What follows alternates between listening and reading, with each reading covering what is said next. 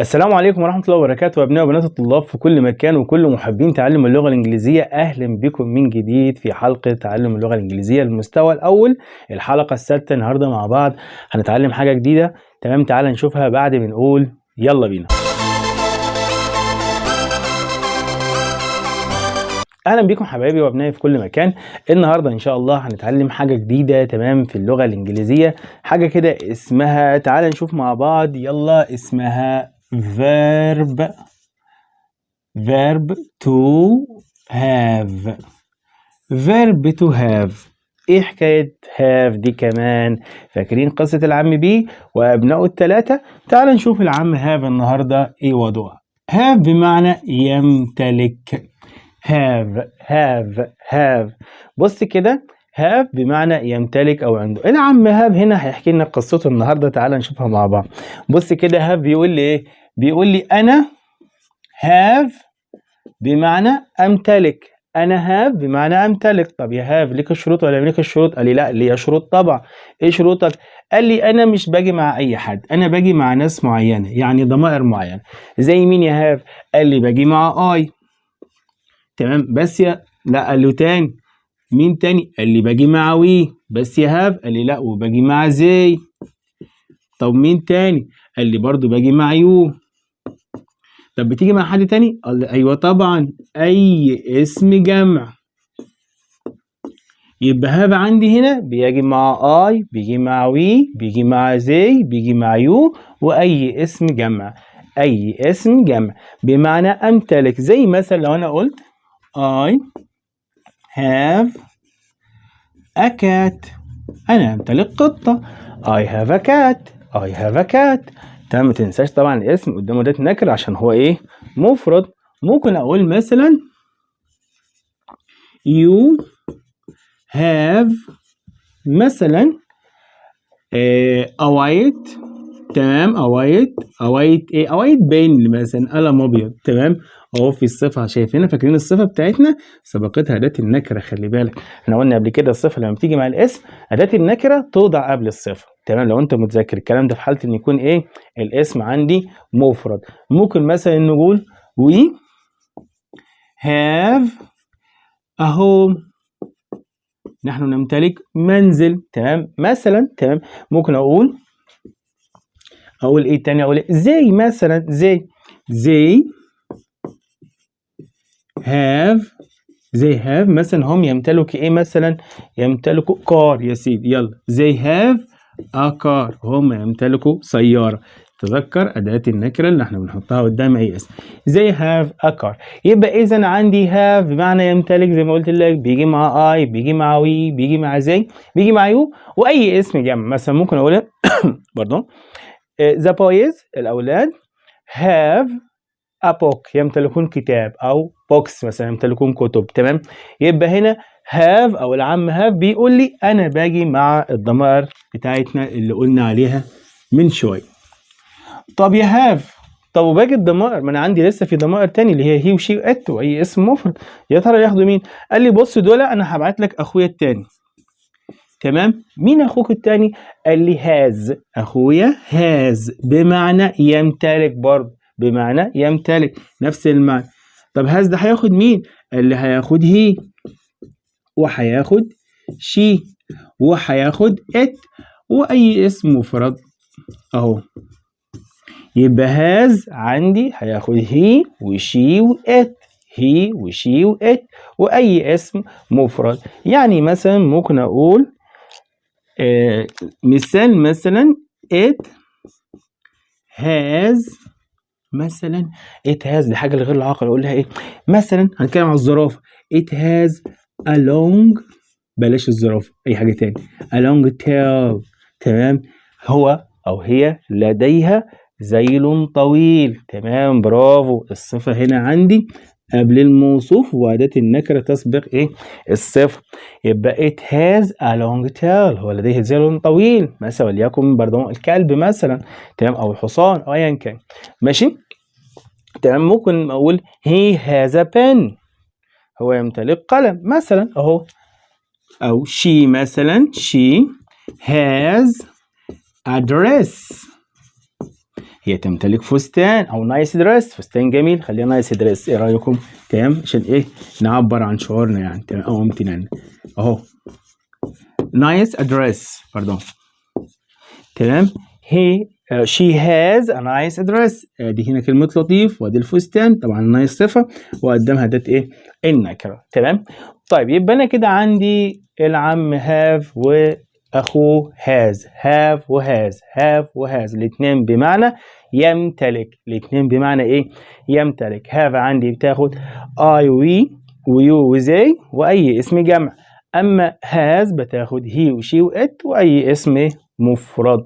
طيب تعال نشوف كده مع بعض ملحوظة على العم have والعم has، بس بعد ما نمسح الصب. طيب ملحوظة هنا بيقول لي ايه يا شباب كده مع بعض؟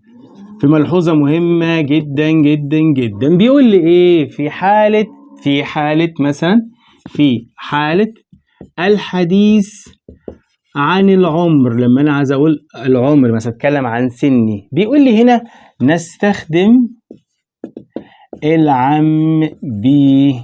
تمام، ما ينفعش اقول have او انا امتلك 15 سنة او امتلك 20 سنة، لا، في العمر هنا بناخد العم بي، اولاد العم بي، ما ينفعش اخد have. تمام. تعال ناخد مثلا مثال. لو انا قلت لك كده I نقط مثلا عندي، ماشي، I مثلا 10 years old، وجبت لك جملة تاني وقلت لك مثلا I نقط a car، واخد بالك، وجيت هنا قلت لك في الاختيارات مثلا عندنا am وhave وis مثلا، وهنا جبت لك في الاختيارات مثلا has وhave وam.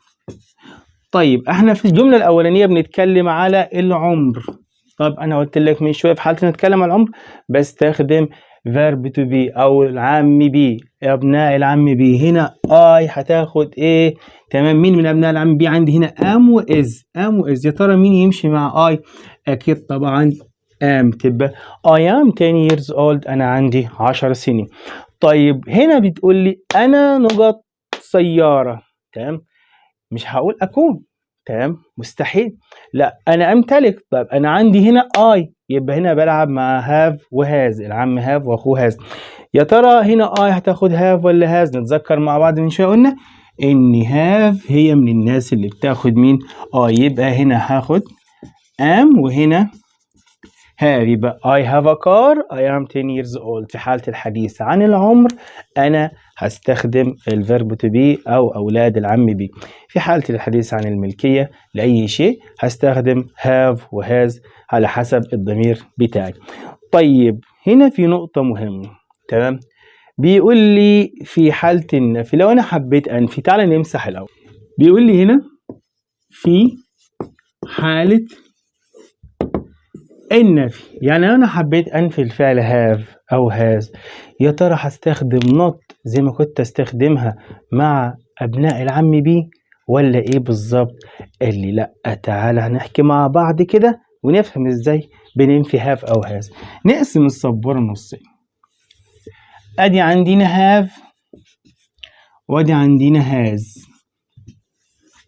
تمام، قال لي عشان أنفي has أنا بنفي بحاجة اسمها does not، يعني بجيب does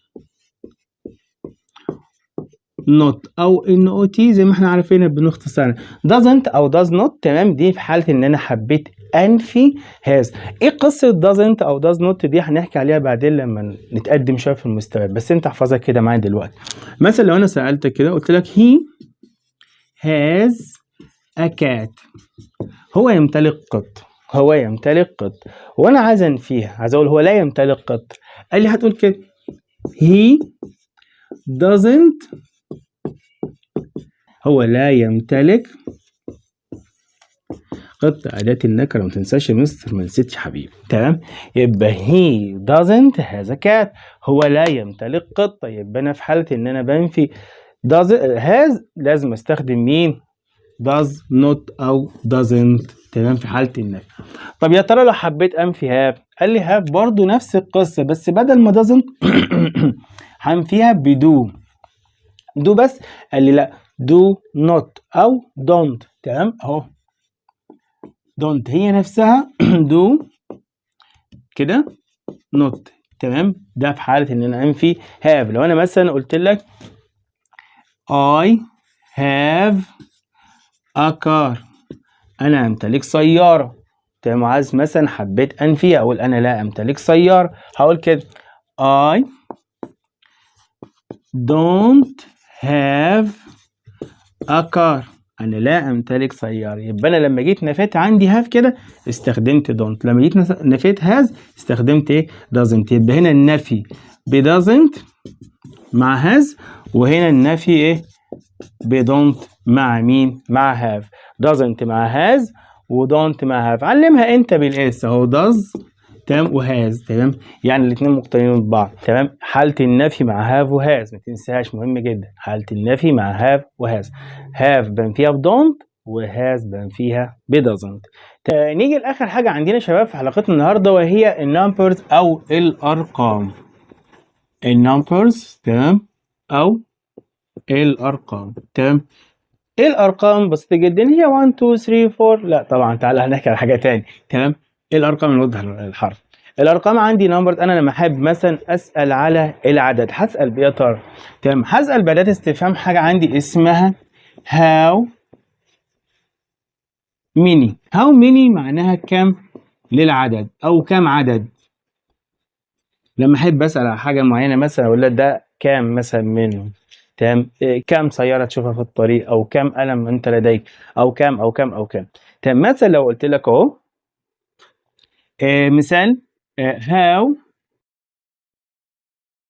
many cars، كم عدد السيارات. تمام كم عدد السيارات. هنا انت بترد عليا برقم، بتقول لي مثلا 3 cars، مثلا 3 سيارات، مثلا 3 cars. ما تنساش ان انا بجمع الاسم طالما اكتر من واحد. تمام لو هقول مثلا 1 car يبقى خلاص على السياره واحده مش هحط لها اس الجمع، لكن مثلا 2 cars 3 cars 4 cars وانت ماشي. تمام من بعد واحد خلاص حط اس الجمع على طول. ممكن مثلا اقول how many doors. تمام اهو how many doors، كام باب مثلا. في كام باب موجودين في المدرسة، في كام باب مثلا في البيت عندك، في كام باب قدامك في الورشة اللي عندك. بس يقول مثلا 5 doors، مثلا 6 doors، ايا كان 30 doors. المهم على حسب ايه الشيء الموجود عندك. تمام اهو مثلا انا هنا برد على how many برقم، على how many بعدد. تمام يبقى how many بتسأل على عدد الشيء. تمام طب انا لو حبيت مثلا اسأل عن العمر يا ترى هستخدم ايه؟ هستخدم how برضو هستخدم how مش عدد. تمام بس طب هستخدم how بايه؟ هقول how old. how old كم للعمر اهي كم للعمر. how old how old. مثلا هقول how، السؤال بتاعنا الشهير دايما how old are you، كم عمر لديك او كم عمر انت تكون. بقول مثلا لو انا حبيت زي ما ردينا من شويه I am، مثلا انا I am 10 years old، انا لدي 10 سنوات. I am 15 years old مثلا، او I am 20 مثلا 25 years old، أنا عندي 25 سنة مثلا. تمام ممكن برضو اسأل حد تاني اقول how old علي مثلا. اسأل على اسم علي، خلي بالك علي لو تتذكر اي اسم مفرد من ابناء العم بي بياخد is. how old is علي، كم عمر علي. تمام فلما برد انا بقول مثلا he is 10 years old، او علي is 10 years old. تمام يبقى انا هنا لما بستخدم اي اسم مفرد مع العمر باخد طبعا is. ار معصر مع الاسماء اللي احنا عارفينها اللي هي بتاخد ار الضمائر مثلا زي يو وزي وي الى اخره، او اي اسم جمع. تمام طيب دي كانت يعني حاجه كده بسيطه النهارده خدناها مع ابناء العم هاف، او الفعل هاف او العم هاف هو اخوه هاز. شفنا بياخد مين وبمعنى يمتلك، ينفع يجي مع حاجات معينه، ما ينفعش يجي مع العمر. لو انا هتكلم على العمر هيستخدم اولاد العم بيه. تمام خدنا ازاي ننفي هاف وهاز ب doesn't مثلا مع هاز، ودونت مثلا مع مين؟ مع هاف لما احب انفي. اتكلمنا برضو على الارقام، بسال بهاو ميني على اي عدد، وعلى how old على العمر. اتمنى انك تكونوا استمتعتوا بحلقة النهاردة، حلقة خفيفة برضه زي كل مرة. دي الحلقة السادسة النهاردة من حلقات المستوى الاول. خلاص ما تقلقوش، قربنا نخلص المستوى الاول. اترككم في رعاية الله وامنه، واقول لكم السلام عليكم ورحمة الله وبركاته. ما تنسوش اللايك والسبسكرايب، تمام، والشير، عشان دي بتفيد معنا كتير جدا. تمام، السلام عليكم ورحمة الله وبركاته.